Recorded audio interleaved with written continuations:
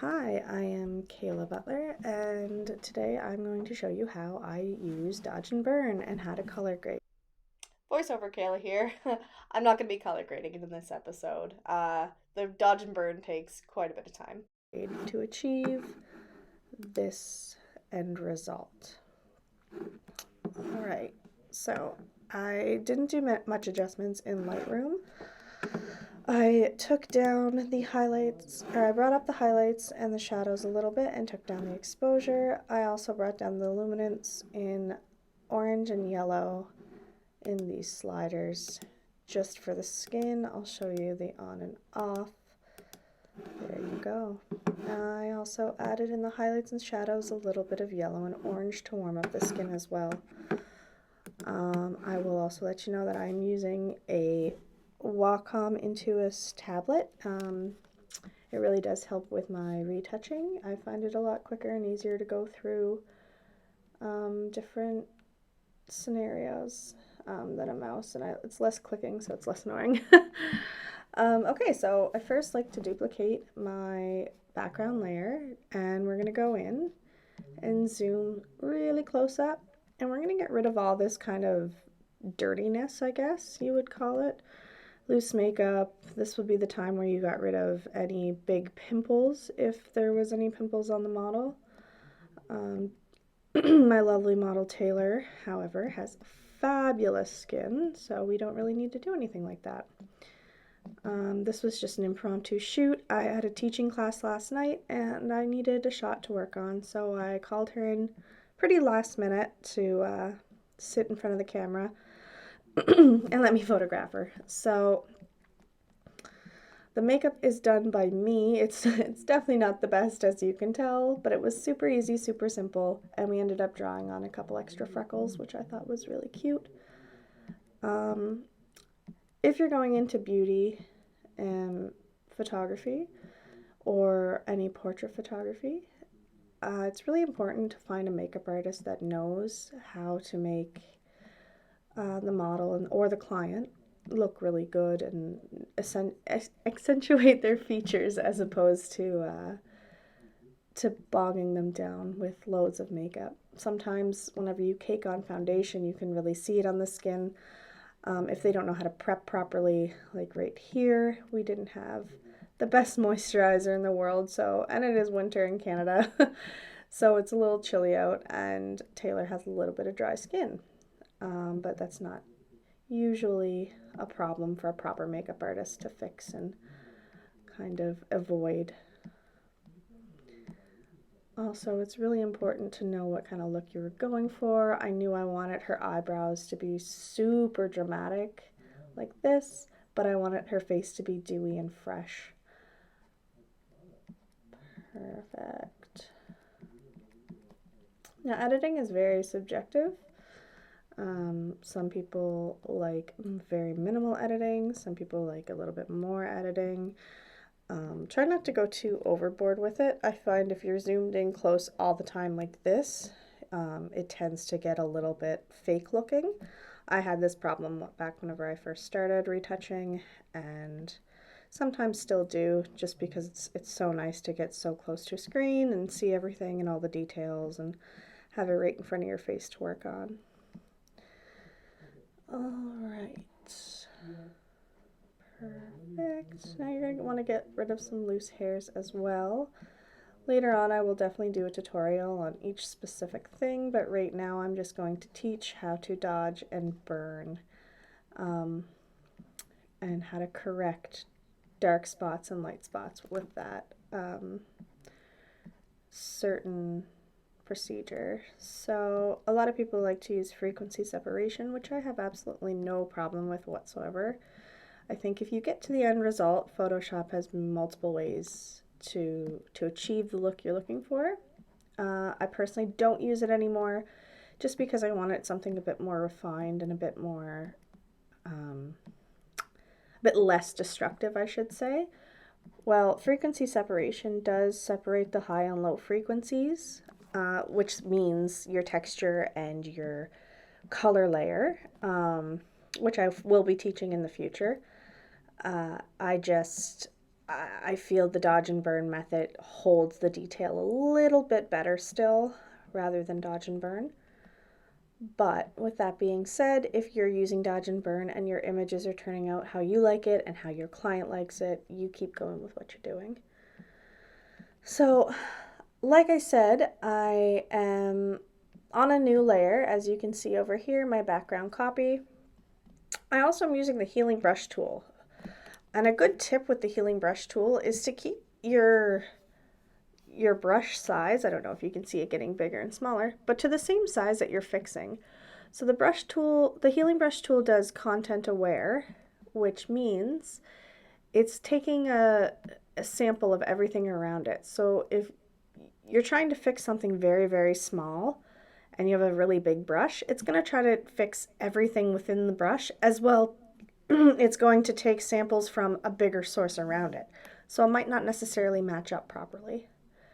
So when you're doing this, you want to go in with a tiny brush or the brush size that you need and just keep going.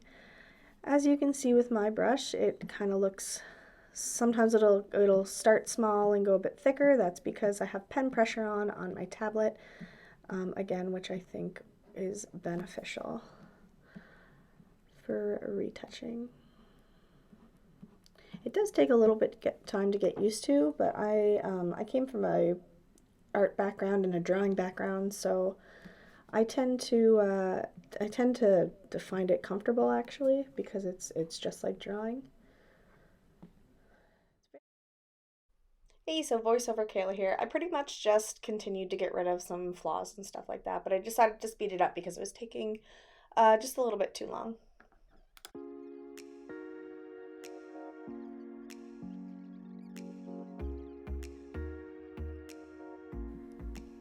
All right, so now that we've done this step, which I personally think is a very important step, even though it didn't look like we did too much, this would really benefit somebody with acne, like I said, or really in-depth scars or cratering of the face, any dandruff in the hair, all that stuff. Oops. So now that we've done that, there's multiple ways to do dodge and burn. This is my favorite way I've done it. So I go down to my layers tab, which is this little half circle, or my adjustments tab. It's also up here as well. My Photoshop is laid out, so my properties, adjustments, these are the ones I use the most. My brushes and stuff like this, these are for the writing. Clone stamp and actions are all up here. So my adjustment layer, which is up here, is also down here. I always tend to use this one. I'm going to go to the curves layer. So a lot of people are really scared of curves, and I understand because it is a lot to take in. But what I do is I bump I go take it right in the middle and I bring all the highlights and the shadows up so it looks quite bright. So right in the middle there. Okay, so then with this adjustment layer, it automatically pops up a layer mask. And what a layer mask does is it allows you to see what the layer is actually doing. So how I like to explain layer masks is whenever the layer mask is white, you can see it because the lights are on. And when you invert it, so you can either click Command I on Mac, or I think it's Control I on PC. Don't quote me on that one. But another easy way is you can double click it and it's just right here and you can click invert. So when the layer mask is black, you can't see anything. So you can turn off your on and turn your layer on and off to see the changes, and you can't see anything because nothing is actually done to it because it's in the dark. So this is your dodge layer, or for all intensive purposes, we're going to say highlights. Perfect. Now you're going to do another one for, you guessed it, the burn or the shadows. So instead of bringing it up, you're going to bring it all the way down to about here. I think that looks great. And we're going to invert it again. So your layer mask is black. And to name it, we're going to put burn or shadows. I usually just put dodge and burn, or I actually, most of the time, I don't type anything anymore because I always do my dodge first and I always do my burn second. But that is totally up to you. You can do this either way and it wouldn't make a difference. You just got to remember which layer is which. So now I've gathered these together by just clicking Command and tapping both of them, and I'm going to put this in a group. Groups are just little handy folders, pretty much, to keep all your layers organized. So I'm just going to put dodge and burn and burn. Perfect. So whenever I continue my color grading and all of that stuff, I will know where my dodge and burn layer is and where my colors are and all of that fun stuff. So you can also click on and off the eye here, and again, nothing should happen because you can't see what's going on with these layers. Okay, so here comes the really important part. You're going to take your dodge layer and you're going to want to go to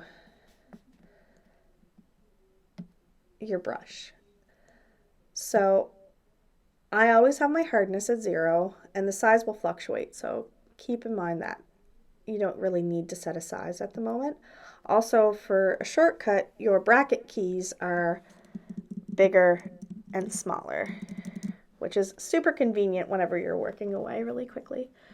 So for my flow and opacity, which you're going to have to keep an eye on, I always keep my flow to 1% and my opacity is always at 100. And I'm just going to explain really quickly what the difference between opacity and flow is. Sorry if you already know the difference. I'll definitely put a link in the little tab here to switch to what time, or put up what time is after the little flow and opacity lesson. All right, so I'm just gonna fill this with white. I just popped a new layer on there so I don't destroy the layer underneath. Okay, so I'm on my brush right now and I'm gonna put everything to 100. And my brush is red, as we can see in our little indicator. And this is the brush at full capacity. Let's just bump the hardness all the way to 100 so you can see that real starkness right there. All right, so I'm going to put my opacity to 45%. So at 45%, your color is decreased, so it's not as vibrant, and it's pretty much becoming sheer, I guess. If you're dealing with paint, the more water you add to watercolor, the more sheer it is. So it's a similar kind of explanation, I guess. But you see I'm moving over it and over it and over it, and nothing's building. It stays at that 50%. Well, I'm going to lift my pen and press down again, and it gets a bit more vibrant. Now when I go outside of it, it still stays at 45%. I'm going to click down again, and again it's still... So now it's at pretty much 100%. It can't get any more red than this because this is the color we chose. But I've had to pick up and drop down my pen each time I want it to increase the intensity. So let's go over to flow and we'll go down to 17%. Let's do 15 to make it a more understandable number. Okay, whoops. Boop. Okay. So I'm going to put the hardness just because it looks a little strange when your hardness is at 0. But with flow, you're going to take your color and you're going to drag it, and it's going to, be that nice soft color. But if you keep going over it and over it and over it, eventually it's going to get that intensity again.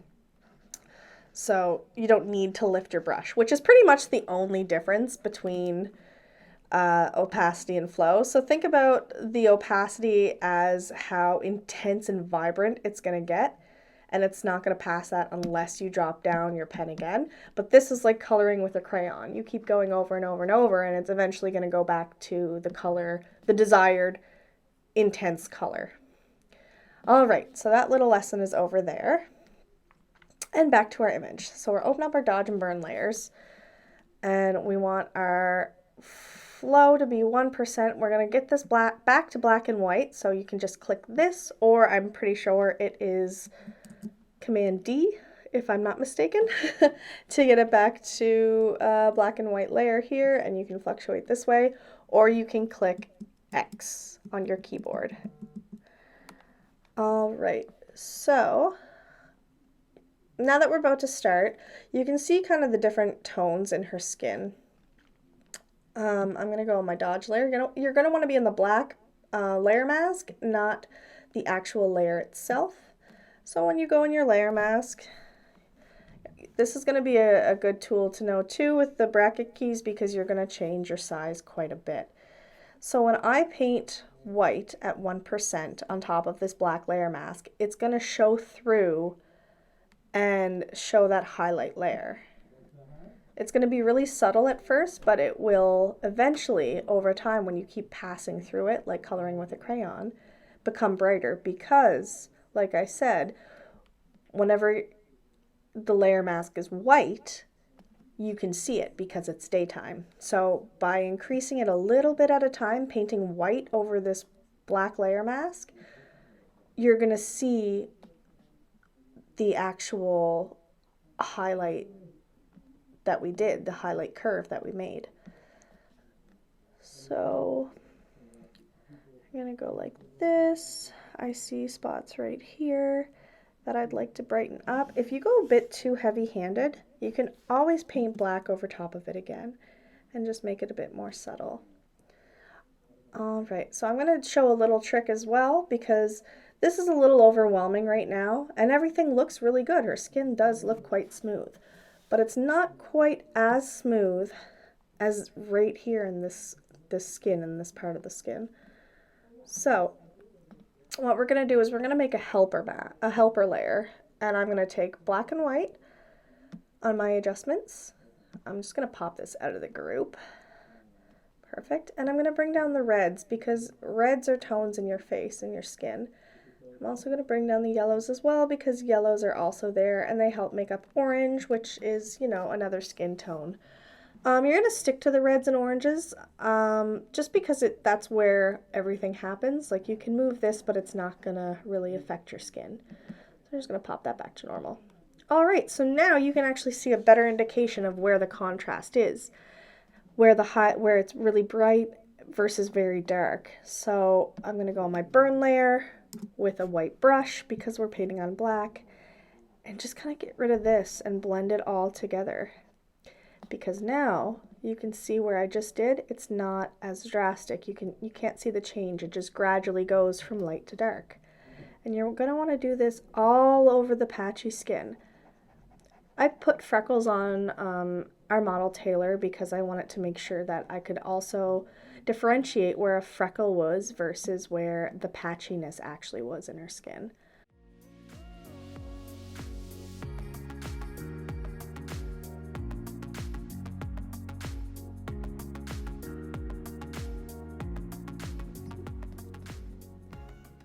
Blended. Okay. If you do want to zoom in, you can. Just be cautious of how long you're zoomed in for and where you're actually editing at.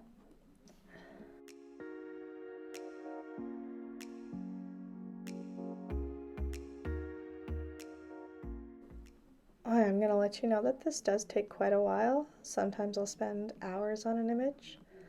And this isn't for everybody, and I understand that. If you're doing family photos and you offer so many images, maybe the faces are far away because it's a full body shot, maybe this isn't the route for you. But if you're doing beauty and campaign work or portrait work, and they're only buying a certain amount of images, or you're only doing a certain amount of images, this might be ideal because you'll get the best kind of result for what you kind of want. Like I said, I have nothing against frequency separation for my farther away shots and my other portrait shots. That's what I use. Outdoor shots as well, because it is a bit faster of a method. I just really, really enjoy kind of editing, and I find it very soothing. You can just sit here and pick away at it, and it's kind of like painting, which is nice since I don't get time to do that much anymore.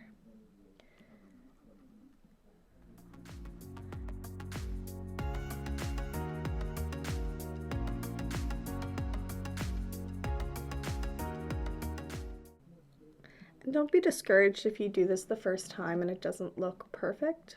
This does take time and practice at to get everything properly done. All right, so let's take a look with the helper layer on. I'm gonna rename this helper. Perfect. So let's take a look. That looks so much better already, and we didn't do too much. Hey, voiceover Kayla again. I just wanted to speed it up. I pretty much just did the exact same thing. I got rid of her eye bags. I had to go over it a couple times. I wasn't super happy with it, so you see me erasing and going over it just a couple times to refine it. But in the end, I think it turned out all right. But yeah, so I'm just going to keep this playing a little bit faster because this actually took quite a long time. I think around an hour or so to fully edit.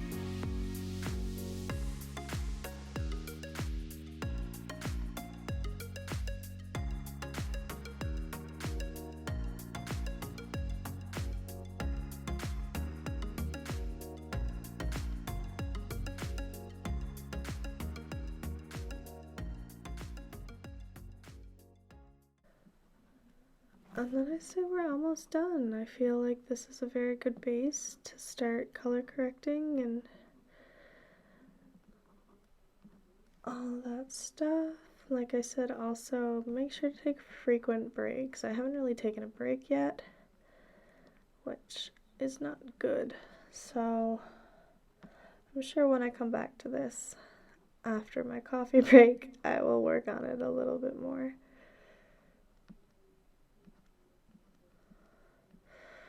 Or refine it a little bit more. Alright, let's check it out. Let's see what it looks like without the helper mask on. And a before and an after. Oops. I think it's looking really good. It's looking really natural and fresh, and it's just evening out some of the spots that were a little overdone. Now, I do notice I am a bit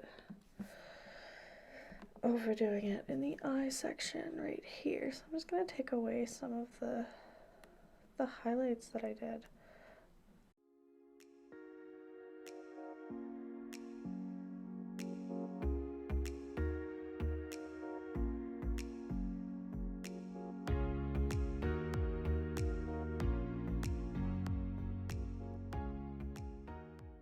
Alright, so I'm just going to pop that in that group there, so our background layer is in the group as well, just to show the true difference between everything.